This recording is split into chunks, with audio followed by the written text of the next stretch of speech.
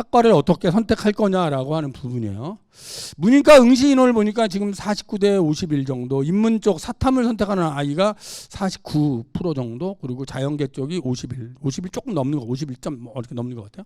그런데 기업에서 뽑는 인원은 문이과의 비율이 20대 80 정도 된단 말이에요. 되고 삼성현대, SK, LG의 인문계 쪽 아이들은 거의 SK가 30%였고 다른 데는 15, 20% 정도밖에 되지 않더라.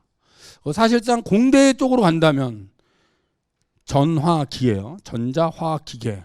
취업 깡패라고 그러잖아요. 취업 깡패.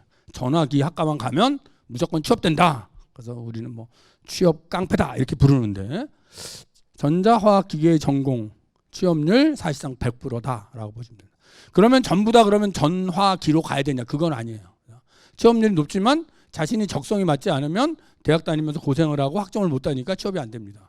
그러니까 가장 중요한 건 적성을 고려해야 되겠죠.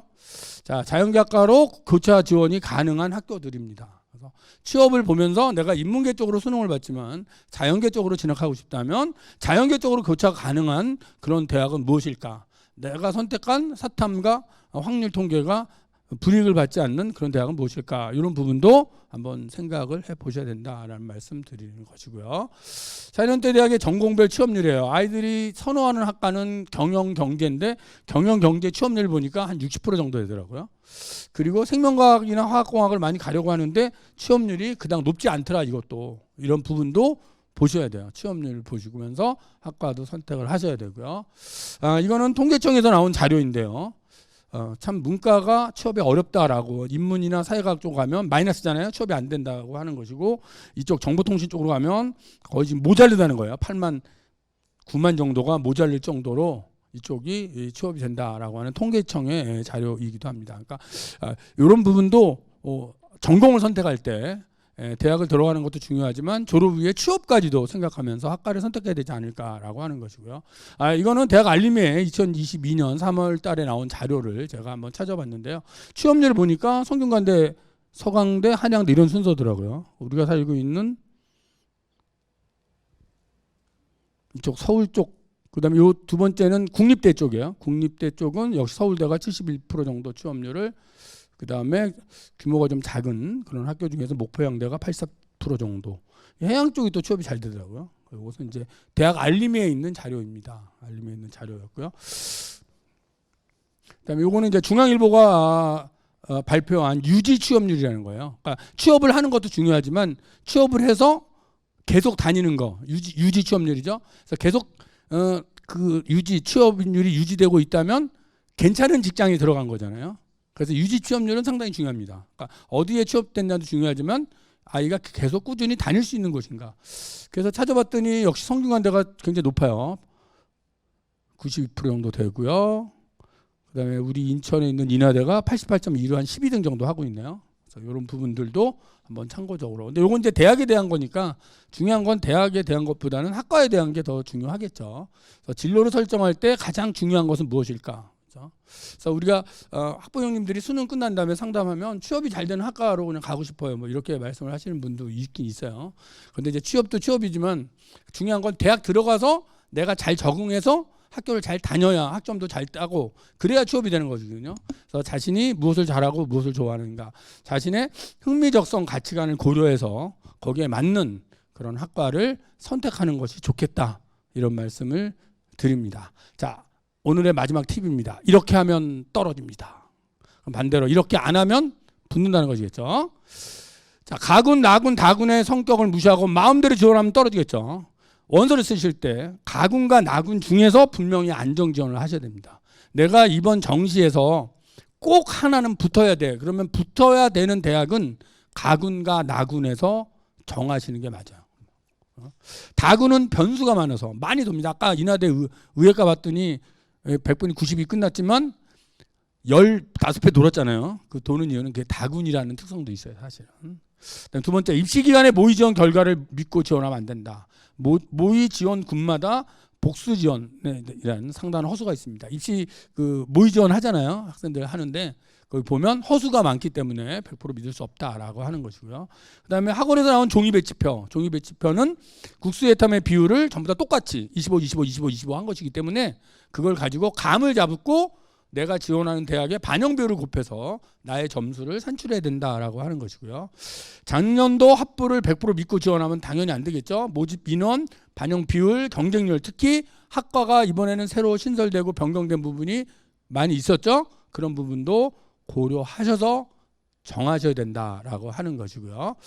실제 원서를 쓸 때 시간대별 경쟁률도 잘 보시고, 전년도 경쟁률이 대학의 입학 홈페이지나 또 어디가에 떠 있기 때문에 그것도 많이 보셔야 돼요. 초반에 경쟁률이 막 올라가는 경우가 있어요. 확 올라갔다가 그러면 겁먹어서 그 다음부터는 보합이야. 애들이 못 써요. 그래서 비슷하게 가는 그런 학과들. 또 마지막 날 3시 마지막 경쟁률에서 미달됐던 학과들. 그거 어떻게 되죠? 뚜껑 까면 확 올라가죠. 넘치죠. 그런 것들도 보셔야 되고. 기본적으로 정시는 3장의 원서를 쓰기 때문에 3대 1이 기본이죠. 경쟁률이. 그래서 인문계는 한 3.5대 1, 자연계는 2.3대 1 요 정도 되는 부분이고, 실제로 빵꾸가 날 수 있는 학과를 우리가 예측은 할 수 없지만 마지막 날 3시 발표됐을 때 경쟁률이 낮았던, 그러니까 펑크가 났던 학과는 실제 뚜껑을 열면 거기는 경쟁률이 굉장히 높이 올라가요. 그런 학과는 올라가고요. 좀 낮게 형성되는 학과는 제 경험에 의하면 마지막 날 3시에 가장 낮았던 학과가 아니라 밑에서 한 3번째에서 5번째 있었던 학과가 경쟁률이 낮을 가능성이 커요. 그런 부분들. 자, 중하위권 대학에서 수학 미기 반영하는지 안 하는지 보셔야 되고요.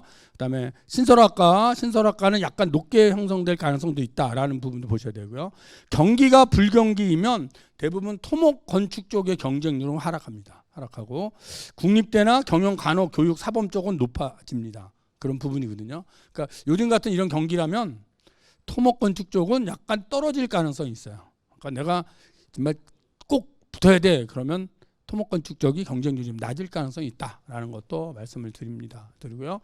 상위권 학생들은 주로 원서를 쓸 때 인문계라면 가군에서 연고대를 쓰고 나군에서 서울대를 썼다면 다군에서는 중앙대 경영을 쓰거나 아니면 상지대, 한의대, 순천향대, 의예과 쓰는 이런 경향이 있어요. 이런 경향이 있고, 가군에서 성균관대, 한양대를 쓰려면 나군에서는 성균 한양을 쓰거나 이화 고려를 쓰는 경향이 있다라는 거고요.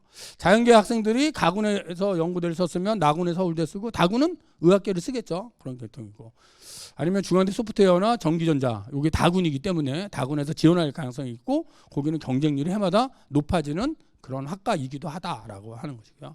중상위권 학생이라면 반드시 가군과 나군에서 안정과 적정을 찾으셔야 돼요. 중상위권 학생은. 그리고 수능 활용 지표를 보면서 표점을 반영하는 홍익대나 국민대 같은 경우, 표점에 변환 표준 편차를 쓰는 건국대, 동국대, 인하대의 경우, 또 100분위를 반영하는 단국대, 명지대, 상명대의 경우, 그걸 잘 보시고 자신이 어떤 축인가, 표점인지 표점 플러스 변표인지 100분인지 성적표를 보시면서 유불리를 생각하셔야 되고요. 자, 중위권 학생이라면 가군, 나군, 다군에서 안정, 적정, 상향 지원 분산하셔야 돼요. 안정한 거고 적정한 거고. 다 낮춰서 3개를 다 붙었다. 이건 원서를 잘 쓴 건 아니에요. 그렇죠? 분명히 안정과 적정을 찾았다면 상향도 쓸 필요가 있죠. 또 수능 활용 지표에서 100분이냐 표준 점수냐, 모집 단위별, 모집 인원, 경쟁률, 특히 정시 2월 인원 꼭 보시고 준비하시고, 중하위권 학생이라면 대학의 수준보다는 취업률을 보셔야 돼요. 이제 하위권 학생들은 학생을 보시고, 또 수능을 못 본 학생이라면 정시지만 수능을 반영하지 않는 대학들이 있어요. 특히 전문대 같은 경우에는 정시인데 내신 성적으로 뽑는 그런 경우도 있어요. 그래서 하위권 학생이라면 전문대 유망학과도 괜찮아요. 전문대지만 취업이 잘 되는 학과들. 수능이 망쳤다면 수능을 반영하지 않고 내신으로만 반영하는 대학도 있습니다. 정시에. 그런 부분도 찾으면서 자신에게 맞는 지원 전략을 세우는 것이 잘 많겠다라고 하는 것이고요. 가장 중요한 것은 학교죠. 학교에는 많은 자료들이 있습니다. 그래서 학생들은 이때 뭐 여러 가지 기관에서 상담도 받으시고, 또 우리 교육청에는 상담센터가 상시 설치되어 있기 때문에 언제든지 오셔서 상담하실 수 있습니다. 하지만 가장 좋은 건 학교죠. 학교 가서 담임선생님하고 상담하는 것. 또 담임선생님은 여러분을 합격시키고자 하는 의지가 가장 강한 사람이죠. 여러분을 가장 잘 알고 믿고 합격시키고 싶은 사람은 부모님하고 담임선생님이에요. 그 부분하고 보시면 되고, 그래서 진학에서 말을 못할 말이 없는 유일한 사람은 담임선생님이다. 결국은 마지막에는 담임선생님하고 좀 정확하게 상담을 하셔서 자신에게 맞는 대학 학과를 잘 결정하시는 게 좋겠다. 이런 말씀을 드리면서 오늘의 강의를 마치도록 하겠습니다.